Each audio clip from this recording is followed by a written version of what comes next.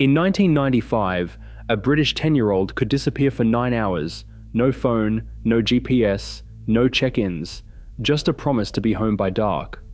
Today, that would trigger a crisis hotline.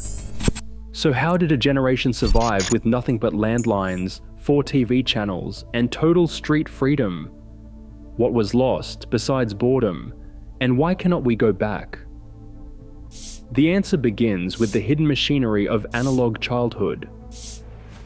A British household in 1995 ran on limits to contact, entertainment, and even the reach of your own voice.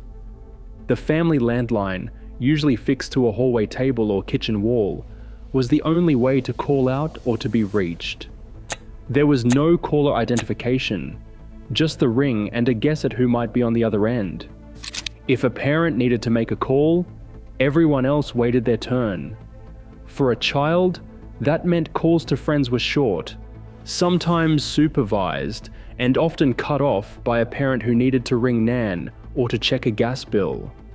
Mobile phones did exist, but only for adults with deep pockets. In 1995, a basic mobile cost over £200, more than half a month's wages for many. Most families knew someone who had one, usually a dad in a suit, or a mum who worked shifts, but kids were never the owners. The idea of texting a friend from the park was as far-fetched as owning a car at age 10. Arranging to meet up took planning. At school, kids made verbal pacts, meet at the swings after tea, or be at the park by 4. If plans changed, there was no way to update the group. You knocked on doors one by one, asking if Sam was coming out. If Sam was not home, you tried the next house. Sometimes you would walk the whole estate before finding anyone.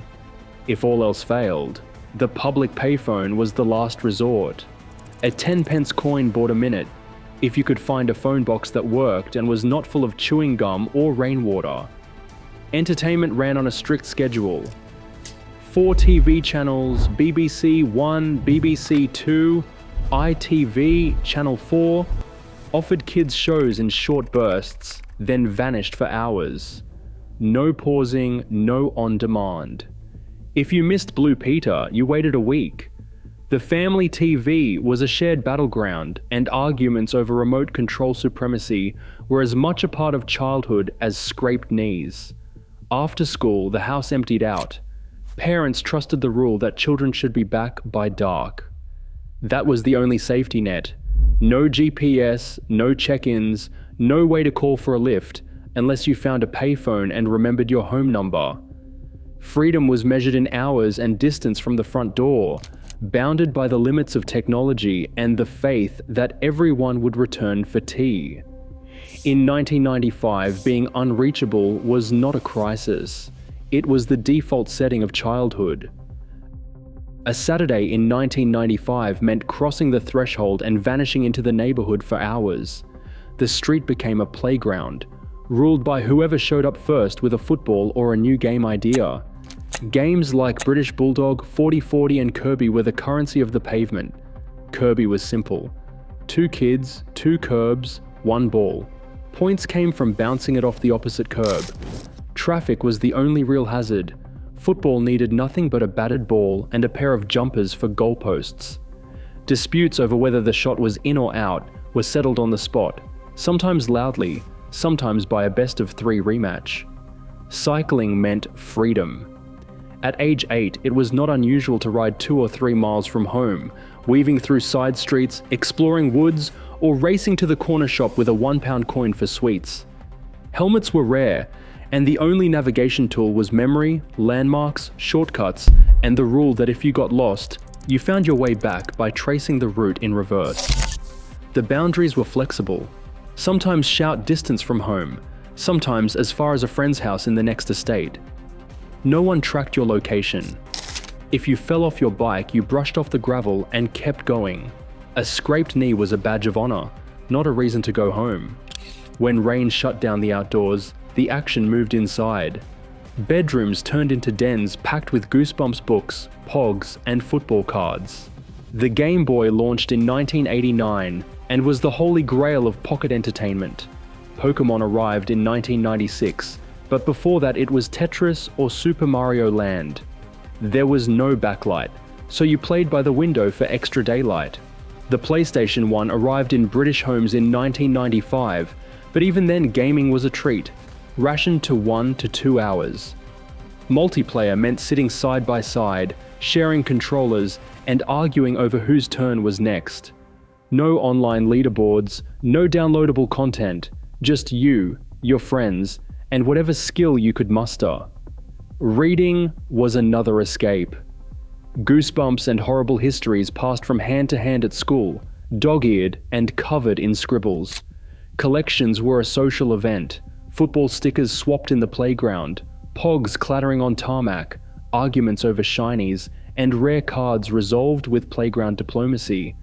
The unwritten rules of trading and turn-taking were learned by trial and error, not tutorials.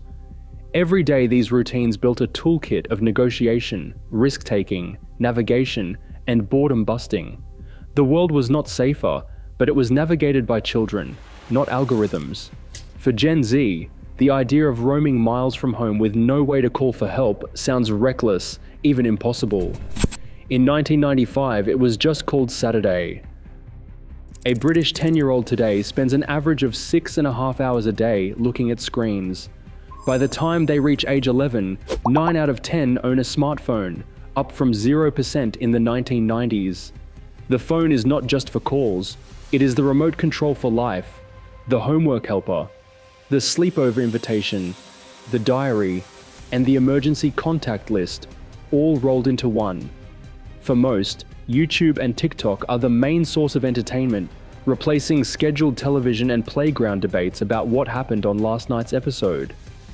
Surveillance is now a standard feature of childhood. 2 out of 3 parents use GPS tracking apps, monitoring their child's location in real time. Some apps send alerts if a child leaves a designated zone. The average age for independent outdoor play has shifted from 7 in the mid-1990s to 11 today. Letting an 8-year-old walk to school alone can now trigger a formal investigation by authorities, as it did for a Wimbledon mother in 2019. Face-to-face meetings with friends have dropped by 60% since the 1990s.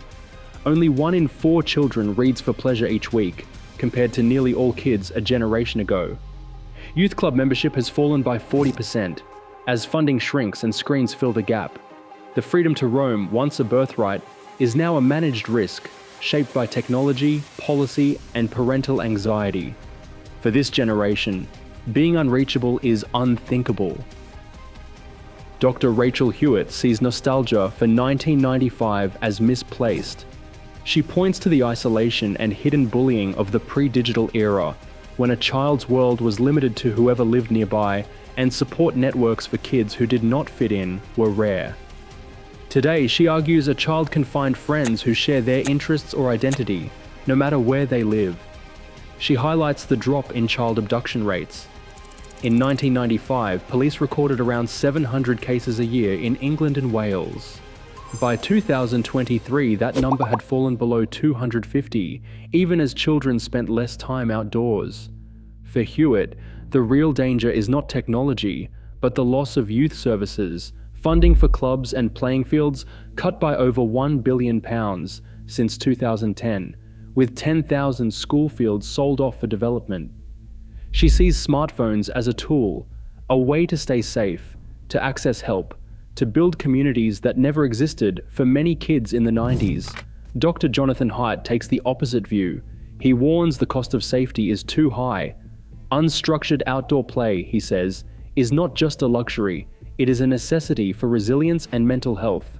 He links the 50% rise in anxiety and depression among British children over the past decade to the rise of smartphones, not just austerity. Where Hewitt sees connection, Haidt sees dependency. Algorithms that hijack attention and social media that replaces real friendship with performance and comparison.